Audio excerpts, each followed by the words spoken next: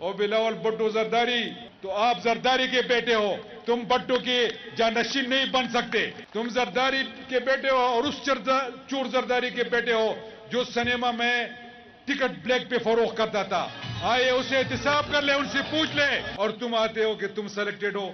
Selected تو تم ہو کہ تم لوگوں نے ملٹری اسٹیبلشمنٹ کا انگوٹھی پکڑ کے تم یہاں اس مقام تک پہنچے ہو. تمہارے پارٹی کے لوگوں کو شرم آنی چاہیے، جس میں بڑے بڑے لوگ موجود ہیں لیکن وہ تمہارے پیچھے کھڑے، وہ تم جیسے ذلیل آدمی کے پیچھے کھڑے. انتہائی عجیب سی کردار کے لوگ ہو تم. جب آتے ہو خیبر پختونخوا میں تو منہ سنبھال کے بات کرو گے تم لوگ. ادھر ہی ہم تمہارا احتساب کریں گے.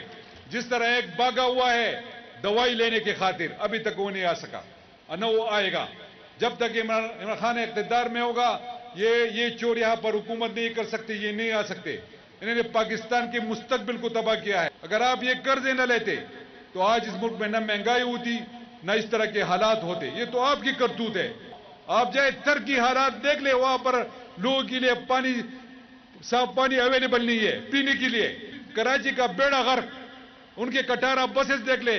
میں نے ان سے کہا شرم کرو، پشاور میں آؤ، بی آر ٹی میں بیٹھ کے سفر کرو تاکہ تمہیں پتہ چلے. یہ بے شرم لوگ ہیں اور انشاءاللہ خیبر پختونخوا کے لوگ اور پاکستان کے لوگ اب ان کے نعروں میں نہیں آئیں گے. جو بے روزگاروں کا ٹولہ ہے پی ڈی ایم، یہ ان سے اس لیے بھاگ گیا تھا کہ اس کو پتہ ہے کہ یہ سارے فیل ہیں، یہ سارے بے روزگار ہیں اور یہ بھی اس کے ساتھ بے روزگار بیٹھا ہوا ہے. یہ پاکستان کی مخالف لوگ ہیں. یہ صرف حکمرانی کے لیے یہاں آنا چاہتے ہیں. یہ سمجھتے ہیں کہ یہ ہماری رعایا ہے.